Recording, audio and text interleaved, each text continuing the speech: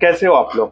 तो आज का वीडियो काफी इंटरेस्टिंग होने वाला, बिकॉज जो टॉपिक हम कवर करने वाले हैं वो टॉपिक हमारे दिमाग में कभी ना कभी किसी ना किसी पॉइंट पे एक ना एक बार आया ही होगा। और वो टॉपिक है कि when to switch, should I switch और not, should I consider this job off और नॉट। तो आज मैं कई दिनों से यूट्यूब वीडियोस में या फिर लिंक्डइन के पोस्ट में कई भैया दीदी लोग अपने पॉइंट्स रख रहे हैं कि there is a no correct time to switch, go for it. तो मैं इस पॉइंट पे कई हद तक अग्री नहीं करता हूँ। तो ये वीडियो आपको पूरा पर्सपेक्टिव देगा। तो चलिए इस वीडियो को स्टार्ट करते हैं।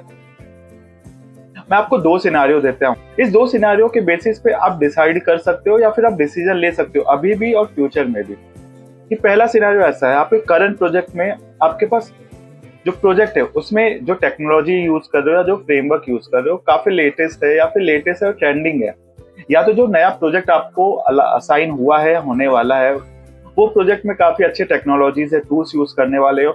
इन शॉर्ट आपका जो लर्निंग कर्व है वो काफी अच्छा होने वाला है। सिनेरियो 2 ये है कि आपको किसी XYZ कंपनी से जॉब ऑफर आ गया है।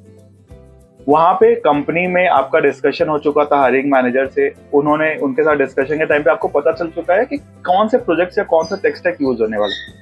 बट इवन दो आपका डिस्कशन से ये वेरीफाई नहीं हो सकता या कंफर्म नहीं हो सकता कि वहां पे जब आप प्रोजेक्ट पे काम करोगे तो वहां पे कैसा माहौल रहेगा, कैसा प्रोजेक्ट रहेगा या कैसी लर्निंग ट्रेजेक्ट्री रहेगी।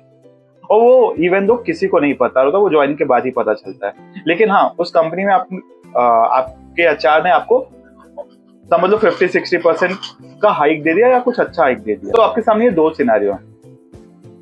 तो इन दोनों सिनेरियो में से आप कौन से सिनेरियो या कौन से ऑप्शन के साथ जाओगे? अगर आपके पास दोनों ऑप्शन रहता है तो आप कौन सा चूज करते हैं? चलिए मैं आपको 1 मिनट का टाइम देता हूँ, आप सोचो और वो डिसीजन या उस ऑप्शन के पे आप क्यों जा रहे हो उसके पीछे का रीजन भी अपने दिमाग में रखना कि वो डिसीजन को चूज करने का आपका उसके पीछे का रीजन क्या है। तो मैं आपको इस एक्टिविटी के लिए चलो 1 मिनट का टाइम देता हूँ, तो हम लोग मिलते हैं 1 मिनट के बाद।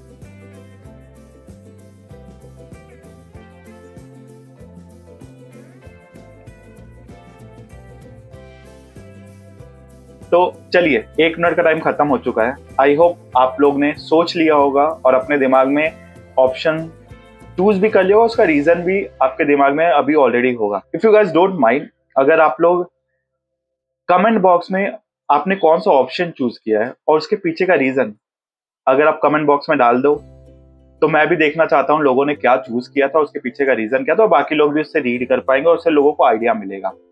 चलिए वीडियो को आगे कंटिन्यू करते हैं। मैं मेरा पर्सपेक्टिव बताता कि मैं क्या चूज करता इन दोनों ऑप्शंस। तो मेरे थॉट के हिसाब से मैं डायरेक्टली कंक्लूजन पे जंप नहीं करता कि मैं ऑप्शन 1 के साथ जाऊंगा या ऑप्शन 2 के साथ जाऊंगा। और ये मैं आपको बताना चाहता हूँ कि आप लोग भी कभी कंक्लूजन पे ऐसे डायरेक्ट मत जंप करना। जो पॉइंट्स मैं डिस्कस करूंगा आप वो लोग यूज कर सकते हो पॉइंट्स आपके आगे फ्यूचर में। कभी जॉब ऑफर आता है या कभी डिसीजन बनता है या माइंड मेकअप होता है कि यार मेरे को स्विच करना है, तो अभी ये सही टाइम है स्विच करने का कि नहीं सही टाइम है, तो उसके अकॉर्डिंग आप ये डिसीजन मेकिंग में हेल्प करेगा। तो अगर मैं फ्रेशर हूं या मैं जूनियर लेवल पे हूं तो मैं तो ऑप्शन 1 पे ही स्टिक करता। उसका रीजन क्या है? अभी मैं फील्ड में नया हूं, अभी मैं जूनियर लेवल पे हूं, अभी मेरे को चीजें उतनी अच्छे से आती नहीं है, तो मैं कोशिश करूंगा अगर मेरे को अच्छा लर्निंग मिल रहा है मेरे प्रोजेक्ट में, मैं नए नए फ्रेमवर्क से, मेरे जो सीनियर्स है मेरे को मेंटोर भी करते हैं, हेल्प करते हैं, चीजें सीखने में मदद करते हैं, बहुत चीजें इसके अलावा, तो मैं स्टिक करता कि मैं उसी कंपनी में रुकूं, 1 साल 1.5 साल 2 साल रुकूं, चीजें लर्न करूं, अपनी सीवी को स्ट्रॉन्ग करूं, अपने नॉलेज बेस को स्ट्रॉन्ग करूं।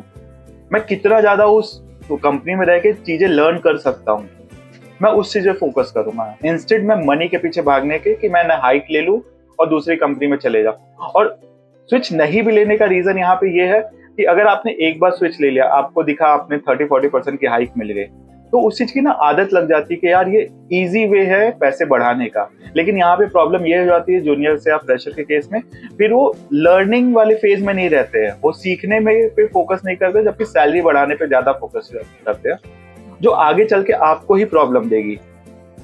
उसका रीजन ये है, मान लो आप एक नई कंपनी में जा रहे हो, वहां का हायरिंग मैनेजर देख रहा है कि ये बंदा ऑलरेडी कई बार स्विच करने के बाद इस कंपनी में आया है, इसकी पास्ट प्रोफाइल ऐसी रही कि ज्यादा समय तक किसी कंपनी में रहा नहीं है, स्टेबिलिटी इसने नहीं दिखाई है, तो उसका क्वेश्चन आपके सामने आएगा कि आपने पिछली कंपनी का इतना फ्रीक्वेंट स्विचेस क्यों किए, तो आपको ये एवरी टाइम हर जगह जस्टिफाई करना पड़ेगा।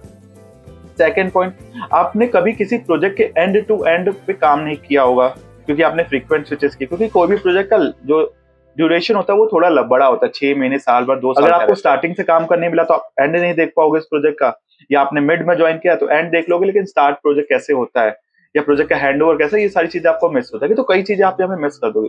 सेकंड चीज ये भी है कि हायरिंग मैनेजर के पास अगर 2 ऑप्शन है, एक और सेम टैलेंट का है, सेम लेवल पे, दोनों कैंडिडेट सेम लेवल पे, लाइक कहीं से भी कोई डिफरेंस नहीं है, एक्सेप्ट एक बंदा पिछली कंपनी में काफी समय तक था, अच्छा परफॉर्म किया है, स्टेबिलिटी थी उसके में, और दूसरा बंदा फ्रीक्वेंट स्विचेस के बाद इस कंपनी में आ रहा है। तो हायरिंग मैनेजर प्रेफर करेगा कि मैं अपना रिसोर्स, अपना टाइम उस बंदे पे इन्वेस्ट करूं, बंदे ने स्टेबिलिटी दिखाई है पार। तो ये भी एक रीजन है। मैं ये नहीं कहूंगा कि आप स्विच मत करो, लेकिन हाँ, टेक अ वाइज कॉल। ऐसे नहीं कि बस आपको जॉब ऑफर आ रहा है आप स्विच करते जा रहे हो ना। चलिए, ये तो हो गया फ्रेशर और जूनियर के लेवल के केस में। What about the mid level और सीनियर लेवल?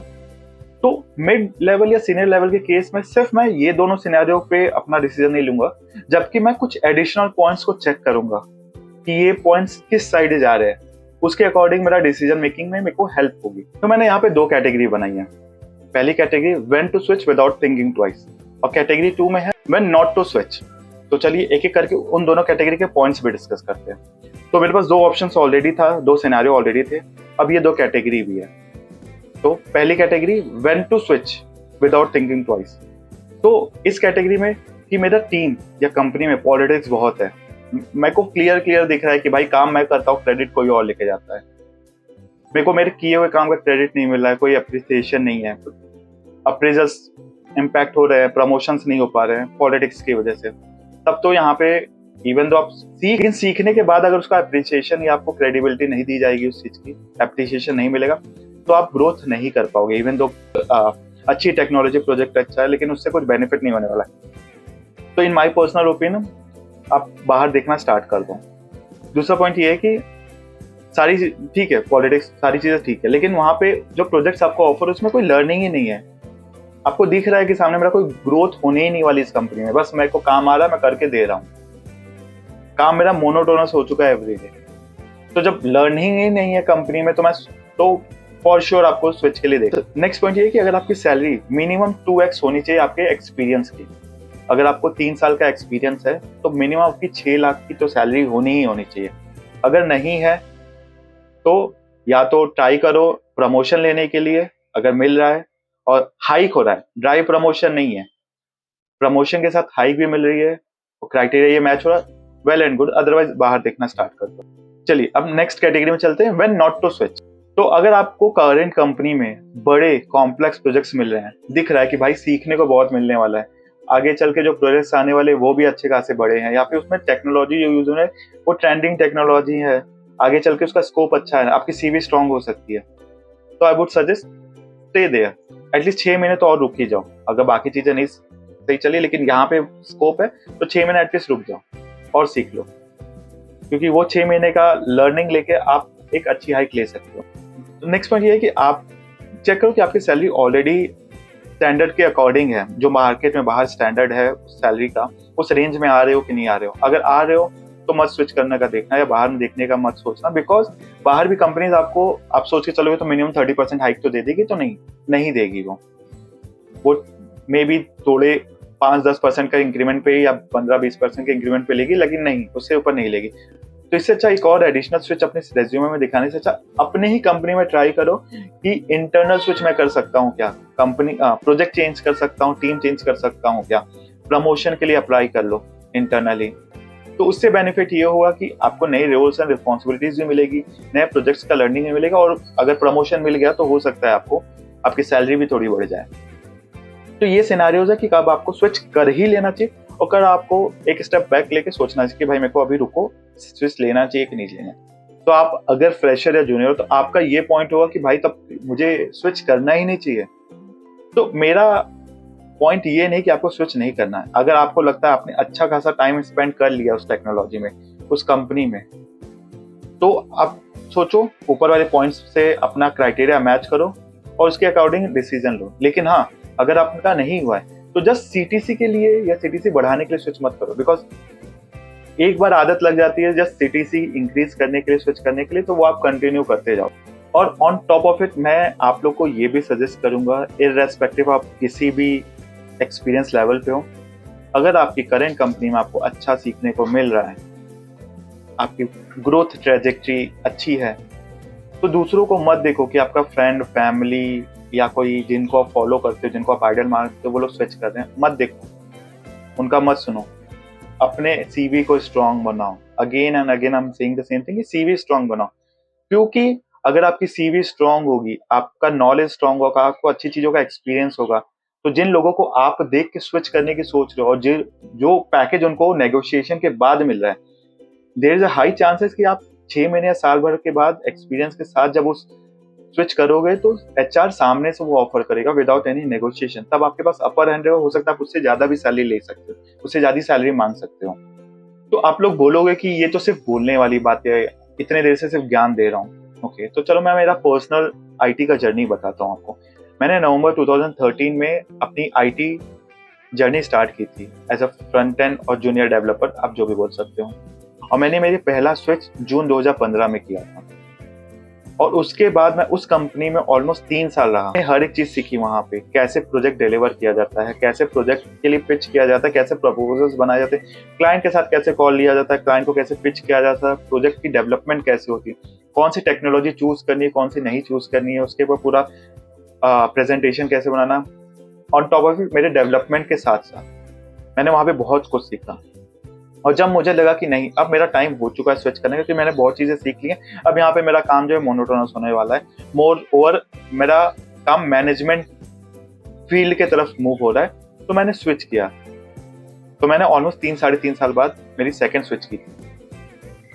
और उस स्विच के बाद जो मेरे को सैलरी मिली, बिकॉज मेरा एक्सपीरियंस और नॉलेज बहुत अच्छा हो चुका था तब तक, तो मुझे जो सैलरी उस टाइम पे मिल रही थी, तो उस टाइम पे मैंने जो टैक्स पे किया था, मेरे पुराने सैलरी का 50% मैं एज अ टैक्स पे कर रहा था।